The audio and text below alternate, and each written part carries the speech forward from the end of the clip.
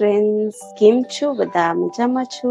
Friends, હું આજે તમારી સાથે શેર કરીશ ફરસી પૂરી. જો અલગ રીતે આપણે બનાવીશું તો આપણે ઘઉંનો લોટ લીધો છે અને એક આપણે જે કુરકુરો લોટ આવે છે એ લીધું છે, જેનામાંથી આપણે લાડવાને બનાવીએ એ લોટ લીધો છે. આપણે બધાને આપણે મિક્સ કરીશું અને આજે આપણે જે બનાવીશું ને એ બહુ અલગ રીતે બનાવીશું. તો આ પૂરી તમને બહુ ટેસ્ટી સ્વાદિષ્ટ લાગશે અને સ્વાદ અનુસાર મીઠું 1 ચમચી જેટલા આપણે તલ લઈશું, 1 ચમચી જેટલી આપણે કસૂરી મેથી લઈશું. આવી રીતે તમે જોઈ શકો છો. 1 ચમચી જેટલું આપણે અજમું લઈશું, ઘણું બધું નથી લેવાનું. 1 ચમચી જેટલું આપણે મરીનો પાવડર લઈશું, 1 ચમચી જેટલું આપણે જીરો લઈશું અને 3 કે 4 ચમચું આપણે ઘી લીધું છે. જો તમારે કને ઘી ના હોય ને બધાને આપણે મિક્સ કરી લઈશું સારી રીતે. તો બધાને આપણે મિક્સ કરી લીધું છે. 1 ચમચી જેટલી આપણે હળદર ઉમેરીશું. હળદરને પણ સારી રીતે મિક્સ કરવાનું છે. તો તમે જોઈ શકો છો આવી રીતે આપણે સારી રીતે ઘીનું આપણે મોણ ઉમેરીએ ને તો આવી રીતે બહુ ટેસ્ટી બને છે. તો હવે આપણે પાણીથી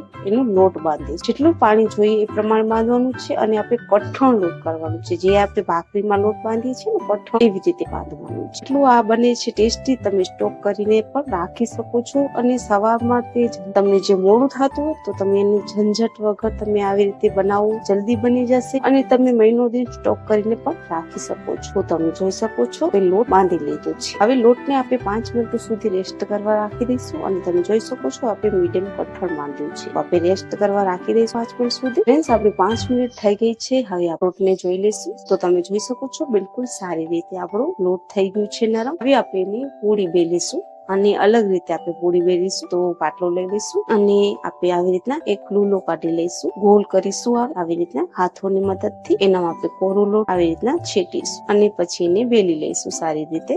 આ પૂરી થોડી વચ્ચેથી આવી રીતના ફાટશે. જે બનાવી છે ને અલગ રીતે બનાવી છે. આવી રીતે આપણે હવે એને આપણે કટકા કરી લઈશું. આવી રીતે તમે જોઈ શકો છો આપણે જે આવી રીતના બાજુથી પહેલા કટ આવી રીતના લોટ કાઢી લઈશું આવી રીતે. હવે એનામાંથી આપણે આવી રીતના કરીશું અને વચ્ચેથી અમે એ જલ્દી થઈ જાય છે અને એટલું ટેસ્ટી આ બને છે પૂરી ફરસી. તમે જોઈ શકો છો આવી રીતના આપણે કરી નાખ્યા છે. જો તમને નાના જોઈતા હોય ને તો તમે એ પ્રમાણે કરી શકો છો. હવે એને આપણે બધા કટકા કરીને એને કાઢી લઈશું બધી બનાવીને. તો ફ્રેન્ડ્સ, આપણે તેલ ગરમ કરવા રાખી દીધું છે. હવે આપણે જોઈ લઈશું. તો તમે જોઈ શકો છો આપણું તેલ સારી રીતે ગરમ થઈ ગયું છે. આપણે 250 ગ્રામ જેટલું તેલ લીધું છે. હવે એનામાં આપણે પૂરી ઉમેરીશું. બધી આપણે પૂરી ઉમેરી નાખીશું અને એને આપણે તાળી લઈશું સારી રીતે. ફૂલ હાઈ પે આપણે પકાવીશું. એટલી ક્રિસ્પી અને એટલી સોફ્ટ બને છે કે તમારા ઘરમાં મોટા હોય કે નાના બધાને બહુ જ ગમશે. આવી રીતે બધીને આપણે પલટાવી નાખીશું. બંને બાજુ સારી પાકી જાય તો 3-4 મિનિટમાં થોડી બ્રાઉન થઈ જશે ત્યાં સુધી એને આપણે પકાવીશું. તો તમે જોઈ શકો છો સારી રીતે આપણે એક બાજુ થઈ ગઈ છે બ્રાઉન કલર. ઘણી બધી બ્રાઉન નહીં થાય કેમ કે એનામાં આપણે હળદર ઉમેરી છે,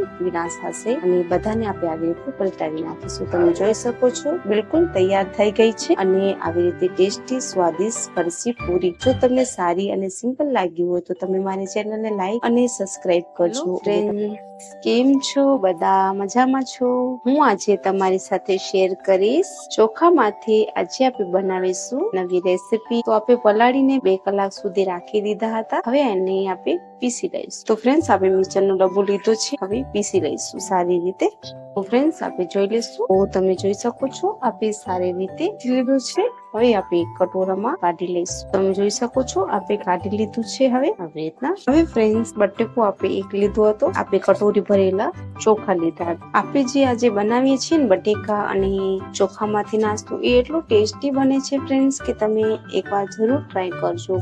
આ રેસીપી તમને ખૂબ જ પસંદ આવશે. આ નાસ્તો તમને ખૂબ જ પસંદ આવશે. તો ફ્રેન્ડ્સ, આપણે સારી રીતે મિક્સ કરી લીધું છે. તમે જોઈ શકો છો આવી રીતના. હવે આપણે એનામાં લીલા ધાણા કે તીખા મરચા આપણે લીધા છે એ આપણે બધા ઉમેરી નાખીશું. એનામાં આપણે સ્વાદ અનુસાર થોડુંક મીઠું ઉમેરીશું અને 1 ચમચી જેટલું આપણે જીરો ઉમેરીશું. પછી આપણે એને ફરીથી મિક્સ કરીશું સારી રીતે આવી રીતના. તો ફ્રેન્ડ્સ, આપણે સારી રીતે મિક્સ કરી નાખ્યું છે. થોડું પણ 1 ચમચી જેટલું આપણે એનામાં પાણી ઉમેરીશું. ઘણું બધું કઠણ નહીં કે ઘણું બધું પતલું નહીં. તમે જોઈ શકો છો આવી રીતના. બસ આપણે મીડિયમ જોઈએ. આપણે ચોખાના લોટના અને બટેકામાંથી આજે આપણે આપણે નાસ્તો એટલો ટેસ્ટી બનાવીશું કે 5-10 મિનિટોમાં ફ્રેન્ડ્સ થઈ જશે તૈયાર. તો આપણે મિક્સ કરી નાખ્યું છે સારી રીતે. એનામાં 1 ચપટી જેટલી સોડા, બસ આટલી જ. અને પછી આપણે એને મિક્સ કરીશું અને એને આપણે તાળી લઈશું સારી રીતે. અને ચોખા એટલા હેલ્ધી હોય છે અને તમારા ઘરમાં બહુ જ ચોખા ખાતા હોય કે ઘણા બધા લોકોને ચોખામાંથી બટેકામાંથી કંઈક પસંદ ના આવતું હોય, ફ્રેન્ડ્સ તમે આવી રીતે જરૂર ટ્રાય કરજો. હવે એને આપણે તાળી લઈશું. ફ્રેન્ડ્સ આપણે તેલ ગરમ કરવા રાખી દીધું છે. હવે એને આપણે તાળી લઈશું. તમે આવી રીતે કરશો તો એ નાના નાના બિલકુલ મીડિયમ સાઈઝ નો થશે અને એટલા ટેસ્ટી અને એટલા સ્વાદિષ્ટ. આપણે જે લીલા મરચા ઉમેરે છે એ આપણે તીખા લીધા છે, એટલે આપણે લાલ મરચા, એનામાં લાલ મસાલો કાંઈ પણ ઉમેરવાની જરૂર નથી. અને ક્રિસ્પી અને એટલા ટેસ્ટી બને છે ને ફ્રેન્ડ, તો આપણે બધા એનામાં ઉમેરી નાખ્યા છે. હવે એને આપણે આવી રીતે થોડા ખંડ બ્રાઉન થઈ જાય ત્યાં સુધી આપણે એને શેકી લઈશું, તાળી લઈશું. તો આપણે 2 કે 3 મિનિટ સુધી તમે જોઈ શકો છો તાળી લીધા છે આપણે અને થોડા બ્રાઉન કલરના થઈ ગયા છે. તો આ થઈ ગયા છે તૈયાર. ઘણા બધા આપણે પકાવવાના નથી, મીડિયમ સાઈઝમાં આપણે ધીમી આંચ પર પકાવીશું એટલે એ ટેસ્ટી બનશે ફ્રેન્ડ. તો તમને આ રેસીપી, તમને આ મારો નાસ્તો પસંદ આવ્યો હોય તો તમે મારી ચેનલને લાઈક અને સબસ્ક્રાઇબ કરજો ફ્રેન્ડ્સ. ત્યાં સુધી તમારું ધ્યાન રાખજો અને તમે મારી ચેનલને લાઈક અને સબસ્ક્રાઇબ કરજો. જો નવી રેસીપી હું બનાવીશ એ તમારા ઘરની પહેલી પહોંચી આવે. અને ત્યાં સુધી તમારું ધ્યાન રાખજો ફ્રેન્ડ્સ. ધન્યવાદ.